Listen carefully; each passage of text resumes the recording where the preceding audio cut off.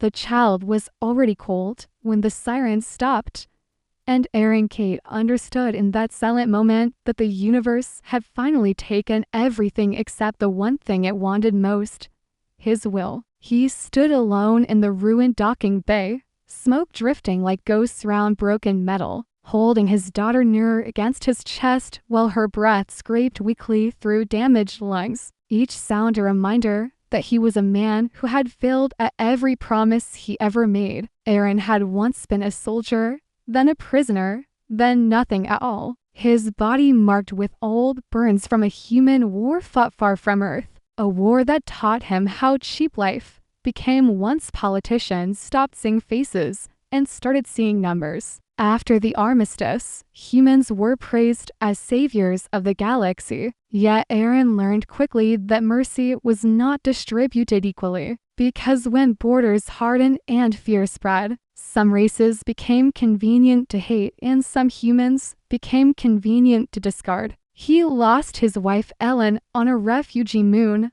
when a human cruiser misfired into a civilian ring and later called it a systems error. And when Aaron demanded justice, the courts called him unstable and stripped him of citizenship. He survived by hauling waste through outer systems, raising Nira in rusted carters, telling her stories about stars that loved people back, even when he no longer believed them himself. Nira grew thin from station air and cheap filters, her smile brave and tired, her eyes always searching for something she could not name. And Aaron knew exactly what it was, because every child eventually asks why love disappears so easily. The last attack came without warning.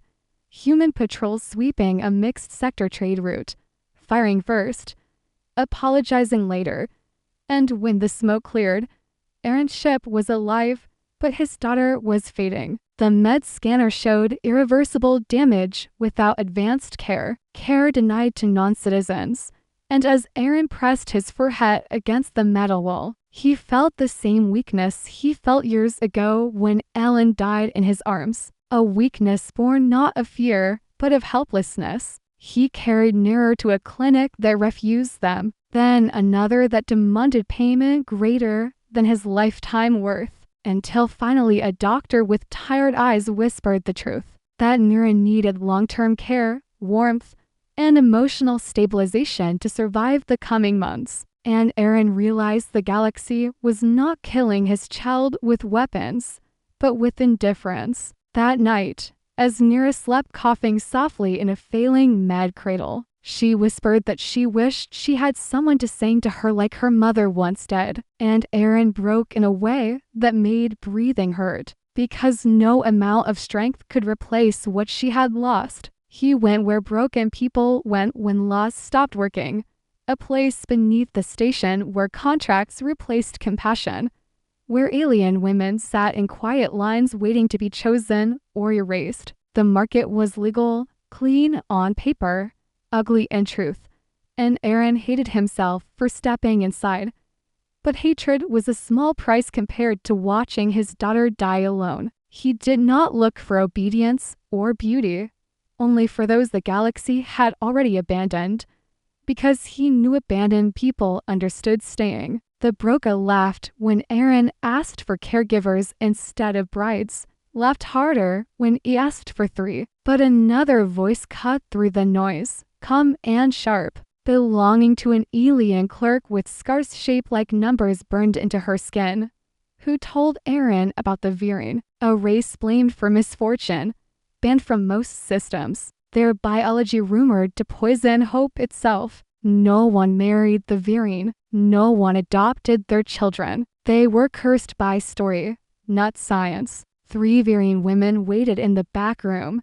Then, bruised, as trained on exits, their names erased from records after their colony burned during a trade embargo turned massacre. Aaron looked at them and saw not monsters, but mirrors, people taught to expect nothing. He told them the truth without decoration, that his daughter was dying, that he could offer shelter, choice, and an end to running, that they could leave whenever they wished.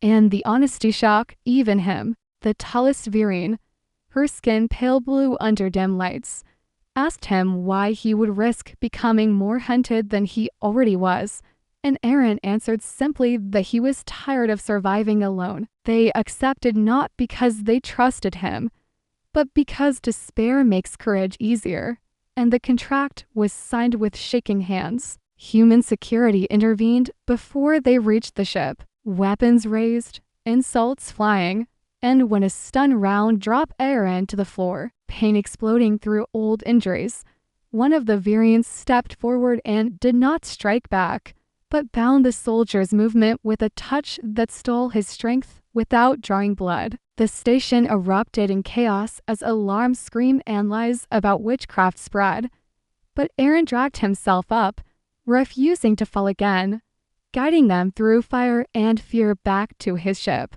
They barely escaped, engines burning, hull tearing, and in the void beyond the station, Aaron collapsed, believing he had doomed everyone. Instead, the variant did what the galaxy never allowed them to do openly, using their natural empathic resonance not as a weapon, but as a shield, stabilizing the ship, sharing pain so no single body broke under it. Aaron learned then that the variant curse was the ability to bind suffering, to absorb emotional collapse and redistribute it, a gift rulers feared because it made control impossible. When they reached deep space, Nira was still alive, her breathing steadier, when one of the variant hummed softly beside her, and for the first time in months, hope felt real enough to touch. But hope never goes unchallenged. A noble human house tracked the broadcast residue from the escape,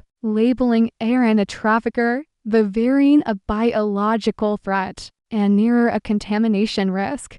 And they came with hunters and clean uniforms, convinced that righteousness belonged to those with guns. The boarding assault was fast and cruel, a shot tearing through Aaron's shoulder as he shielded his daughter with his body, blood soaking into the deck while his vision blurred. He expected the variant to run. Instead, they stood over him, hands linked, eyes glowing with restrained fury, binding not bodies, but intent, freezing the attackers in a moment of reflection so raw it cracked their certainty. Nira stepped forward, weak but brave, asking why they hated people who helped her breathe.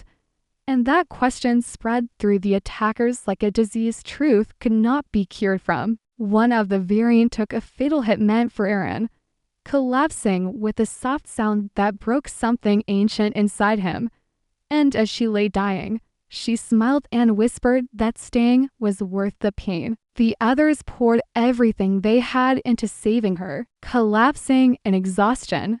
And when the attackers fled, shaken and exposed by what they had almost done, Aaron held the wounded variant and understood sacrifice was not about death, but about refusing to abandon love when it became costly. Days passed as they drifted, repairing wounds and systems, and Nira grew stronger in small ways, laughing more, sleeping deeper, calling the variant by names that felt like family instead of titles. Aaron's body healed slowly, but something inside him healed faster. The part that believed humanity was a lie told by winners, because he saw it alive in shared meals, in quiet songs, in hands that held without demand. The galaxy did not change overnight, but the story did, spreading through channels and whispers, of a man who refused to sell his soul to survive, of alien women who chose care over fear, of a child who lived because people stayed when leaving was easier. Aaron learned that destiny was not written by stars or species, but by choices made when no one was watching. And as his ship turned toward an uncertain future, carrying a family no law approved yet no power could erase, he finally believed that survival was not the goal, but connection was, and that even in a universe built on cruelty, hope could still be assembled from broken people who decided they were done being alone.